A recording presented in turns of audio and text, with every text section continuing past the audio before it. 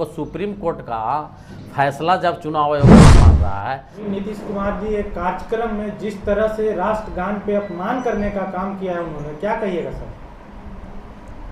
अब तो पूरा दुनिया देख रहा है कि राष्ट्रगान का जो प्रोसेस है उस समय किसी को कुछ कहना सुनना नहीं होता है, न संकेत करना होता है।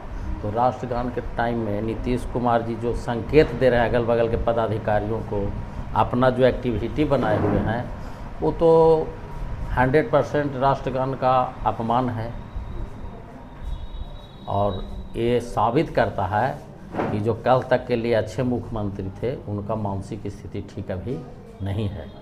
केवल वो भाजपा के लोग उनको एक मुखौटा बना करके अपना पूरा का पूरा जो सरकारी तंत्र का दुरुपयोग है वो कर रहे हैं, और चुनाव में भी वही सरकारी तंत्र का भाजपा दुरुपयोग करके सत्ता में हासिल होना चाह रही है। नीतीश जी का हमारे समझ से दिमाग काम नहीं कर रहा है। अगर बीजेपी पूरा अपना एजेंडा लागू यहाँ कर रहा है और उनके जो नीतीश जी के चहेते हैं या शागिर्द जो लोग हैं वो बीजेपी से मिले हुए हैं और बीजेपी को सत्तासीन करने के लिए हर प्रयास कर रहे हैं। 2025 के चुनाव है सर जी, कैसे देख रहे हैं इसको? हम लोग तो जो भी जनता के लिए, किसान के लिए, मजदूर के, नौजवान के लिए, बेरोजगार के लिए जो योजना लागू किया जाना है महिलाओं के लिए, हम लोग अपना एजेंडा में शामिल किए हैं। माँ बहन योजना हो या बिजली का जहाँ तक मामला हो फ्री देने का, किसान के लिए कम रेट पर जो देने का हम लोग का है, तो वो हम जैसे झारखंड में हेमंत जी का सरकार है वहाँ पूर्ण रूप से लागू है, और हम लोग बिहार में भी सरकार बनने के बाद पूर्ण रूप से लागू करेंगे। लेकिन विपक्षी लोग उसको कह रहे हैं कि चुनावी पुलिंदा है, ऐसी कोई बात नहीं है। बगल में देख लीजिए झारखंड में लागू है कि नहीं, चल रहा है कि नहीं, महिला को सम्मान मिल रहा है कि नहीं।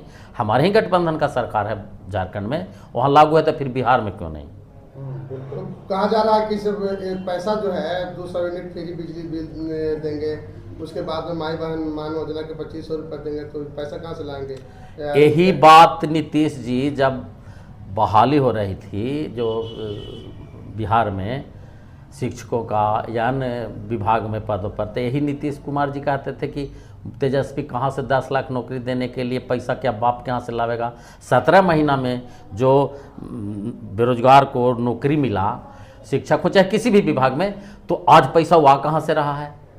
हम जो बिहार का पैसा जो अन्य आधार से लूटे जा रहे हैं उसको हम कंट्रोल करेंगे। बिहार में ऐसा थोड़े है कि मैंने पैसा का अभाव है, बिहार में पैसा आएगा। और दो बात आप सुन लीजिए। पहला कि 17 महीना में सब बहाली भी 5 लाख रिक्त पदों पर हुआ, और एक भी जो परीक्षा हुआ उसमें पेपर लीक नहीं हुआ, ये गारंटी है। लेकिन जब से नीतीश जी आए हैं, भाजपा के साथ जब रहते हैं तबे पेपर लीक होता है और बहाली का लंबा प्रोसेस खींचा जाता है, ताकि केवल आवेदक बने रहें आपको नियुक्ति पत्र नहीं मिलेगा, ज्वाइनिंग नहीं मिलेगा। ये भाजपा और जदयू का ही कारनामा है, खेल है। लेकिन 17 महीना में आप लोग पत्रकार हैं, आप लिस्ट ले लीजिए कि उस 17 महीना में कितना ज्वाइनिंग लेटर मिला किस विभाग में, और जो परीक्षाएं हुई 17 महीना में उसमें एक में भी पेपर लीक नहीं हुआ।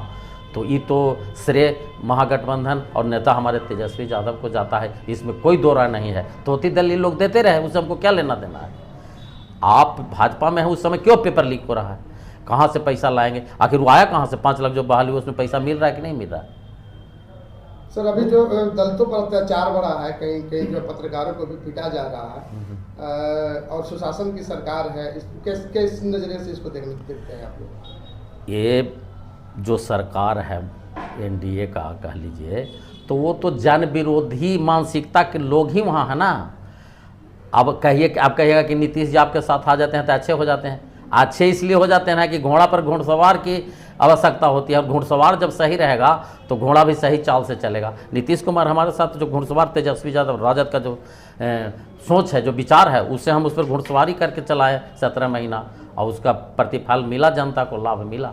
लेकिन आज बेलगाम होल है। आप बताइए कि पत्रकार जो चौथा स्तंभ है, जो निर्भीक और निर्विवाद रूप से अपने को समस्या को उजागर करने का काम करते हैं उन पर FIR होना, ये तो मानहानि है। पत्रकारों का चौथा स्तंभ का मानहानि है, जनता का मानहानि है, और यहाँ का सरकार पूर्ण रूप से दोषी है। लगभग 2 महीना से लगातार यहाँ के बौद्धिस्ट लोग जो हैं बैठे हुए हैं धरना प्रदर्शन पर अपनी मांगों को लेकर। इसमें आपकी पार्टी या आपका क्या विचार है? हमारा जो व्यक्तिगत राय है, पार्टी से तो अभी हमारा कोई ये नहीं है, लेकिन व्यक्तिगत राय है कि जो उनका आंदोलन है वो बुद्ध भगवान के लेकर के या उनके जो विचारधारा है उसको बढ़ाने के लेकर के। आप बताइए कि जो आज भी मोदी जी, नीतीश जी या जो भी नेता इंडिया के हैं बाहर जाते हैं तो हम कहते हैं, सब लोग कहते हैं जापान चीन जाते हैं तो कहते हैं हम बुद्ध की धरती से आए हैं। ये कोई नहीं कहता है कि हम विष्णु की धरती से आए हैं, हम राम की धरती से आए हैं। जाता है तो वहाँ कहता है कि बुद्ध की धरती से आया है, और यहाँ बुद्ध के अनुयायियों को या बुद्ध का जो विचार है या जो उसका आधार है उसको नष्ट करने का काम किसने किया? मनुवादियों ने किया, ब्राह्मणवादियों ने किया, और ये सरकार उन्हीं का पुलिंदा है, उसी का पोषक है, और ये चाहता है कि उनका विचारधारा को ख़त्म किया जाए। लेकिन आप देख लीजिए पूरे विश्व में जितना बुद्ध भगवान का अनुयायी देश है उतना कोई विष्णु और राम जी का नहीं है। सर, एक प्रशांत किशोर जी का वीरेंद्र भास्कर जी लीडर हैं, वो कह रहे हैं कि RJD बिहार में BJP की बी टीम है, इसको क्या कहना चाहते हैं? देखिए, जनता आँख मूंद के कान बंद करके न सोचती है न सुनती है। आप ही बताइए कि ये जो हैं प्रशांत किशोर जी, वो आए कहाँ से हैं और अभी तक जो काम किए वो किसके लिए किए हैं?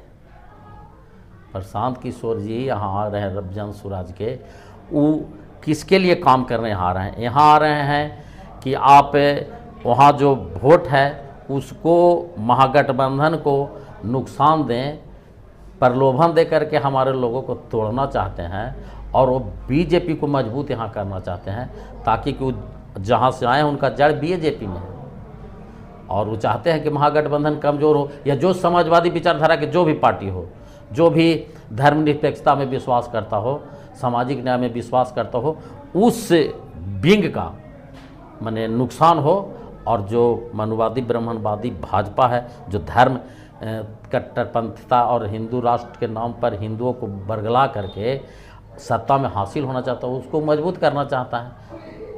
तो इससे फायदा तो नीतीश कुमार को भी होगा।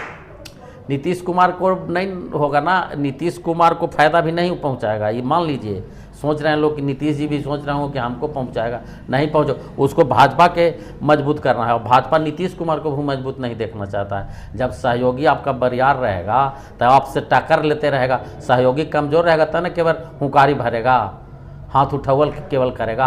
आज नीतीश जी का क्या स्थिति है? कह रही है कि 2025 फिर से नीतीश कह रही है, लेकिन आप व्यवहार में देखिए कि फिर से नीतीश तक घोषणा अमित शाह क्यों नहीं कर रहे हैं कि हम नीतीश जी मुख्यमंत्री रहेंगे। उनका बेटा तक डिमांड किया कि NDA को लड़ना है, तो नीतीश कुमार जी को फाइनल नाम करके अभी तक कहाँ फाइनल नाम हुआ? अभी तक फाइनल नाम नहीं हुआ है कि मुख्यमंत्री यहाँ के कौन होगा अगला। हुआ है भाजपा के कोई नेता से सुने हैं? 2025 में आपको क्या लगता है किसकी सरकार बनने जा रही है, महागठबंधन या? महागठबंधन की सरकार बनेगी, इसमें कोई दो राय नहीं है। तो कहिए कैसे बनेगा? बनेगा इसलिए कि हमारे जो मतदाता हैं, उन हमारे अनुयायी हैं, हमारे जो विचारधारा के जो तंत्र जो लोग हैं वो इनकी संख्या ज़्यादा है। लेकिन जो मेन हम लोग मार खाते हैं कि जो सत्ता के लोग हैं, जो पदाधिकारी हैं, वो भाजपा को मदद करके हम लोगों को जो सीट होता है, जो रिजल्ट होता है, उसको प्रभावित करते हैं और अपने अनुयायियों को या अपने लोगों को कम अंतर के जगहों पर जिताने का काम करते हैं बेईमानी करके। वो सर्वव्यापी है, पिछले बार भी हुआ था, MP में भी हुआ और फिर होने वाला है। इसके पहले तो EVM पर आवाज लोग उठाते थे कि EVM के द्वारा चुनाव हरा दिया जाता है, अब तो अधिकारी पे आप आरोप लगा रहे हैं सर। तो आप जिसका सत्ता रहता है अधिकारी उसी के पक्षधर होते हैं, ये सब कोई जानता। और जब हम कह रहे हैं कि अगर ऐसी बात नहीं है तो फिर बैलेट से चुनाव कराने में क्या दिक्कत है? अगर EVM में कुछ गड़बड़ी नहीं करने का प्रावधान या गुंजाइश नहीं है तो सब भाजपा छोड़ के सब दल चाहते हैं कि बैलेट से चुनाव हो। विदेश में जो विकसित प्रदेश है, जो विकसित राष्ट्र है, वहाँ बैलेट से हो रहा है कि नहीं हो रहा है? तो फिर यहाँ क्यों नहीं, यहाँ बैलेट से चुनाव कराना क्यों नहीं कह रहा है, क्यों नहीं? चुनाव आयोग तो कहती है कि बैलेट से अगर चुनाव कराया जाएगा तो बहुत ज़्यादा समय लगेगा। मैंने कहने का मतलब है कि ज़्यादा समय लगेगा, रिजल्ट तो सही होगा, समय लगेगा ज़्यादा। ऐसे हूँ तो 2-2 महीना तक चुनावी प्रक्रिया चलते रहता है, क्या नहीं चलता है? तो फिर क्यों नहीं कराया जाए बैलेट से?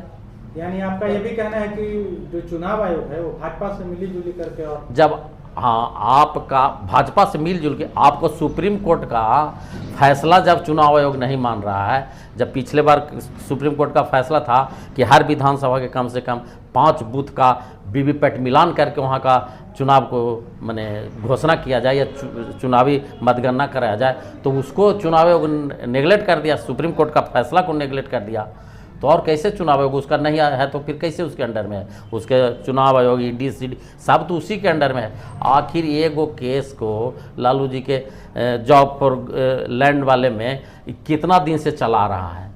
अगर उसमें लालू जी दोषी हैं तो आप लोग उनको सजा करके वो अपना बंद कर ले रखना चाहिए। तो बार बार जब चुनाव आता है तो उनके पूरे परिवार को टॉर्चर किया जाता है, किस मानसिकता को दर्शाता है? बिहार में तो ऐसा लगता है सर कि जब भी लालू यादव को जेल भेजा जाता है तो ऐसा लगता है कि चुनाव आ गया। तो लालू यादव को चुनाव के टाइम में जेल भेजने का काम होता है ताकि कि उनके जो लोग हैं वो पीछे हट जाएं, माने डर जाएं। लेकिन जो विचारधारा है ना लालू जी का, सामाजिक न्याय का विचारधारा, उसका अनुयायी उतना कमज़ोर नहीं है कि डर के पीछे हट जाएगा। हम लोग आगे बढ़ेंगे और भाजपा के खिलाफ में वोट करेंगे और लड़ाई को भी आगे बढ़ाएंगे भाजपा के खिलाफ। आप बता दीजिए, आप लोग पत्रकार हैं, कि 14 के जो नारा मोदी जी का था, चाहे रोजगार के मामले में हो, चाहे भ्रष्टाचार के मामले में हो, काला धन लाने का बात हो, एक भी लागू हुआ, एक भी आया, इम्प्लीमेंट हुआ उसका? नहीं, काला धन आया। वही कहते थे कि इतना करोड़ रुपया लालू का स्विस बैंक में है तो राहुल का है, ही है, वो है, तो लाने में क्यों? जब वो 5 पुराना जब राम जी को ला सकते हैं तो उनको नीरव मोदी को लाने में, काला धन लाने में कहाँ दिक्कत हो रहा है? उनको अभी तक तो आ जाना चाहिए था। हम लोग के खाता में 15 लाख बम बना जाना चाहिए था, एकदम हर पर खाता में 15 लाख, हम लोग मौज मस्ती करते।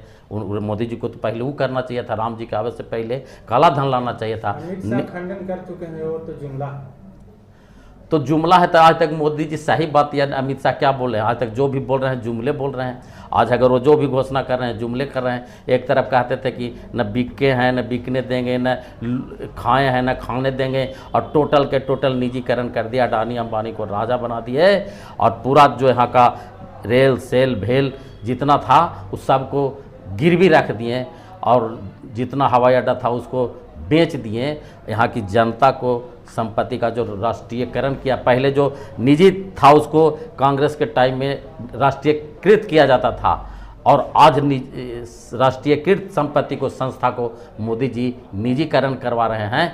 एक आज के डेट में गुलाम बनाने का पूरा प्रक्रिया मोदी जी चला रहे हैं यहाँ के जनता को, और यहाँ की जनता इस पर या तो नासमझी कहिए या अंधभक्ति कहिए, इसके आधार पर उनको जीता।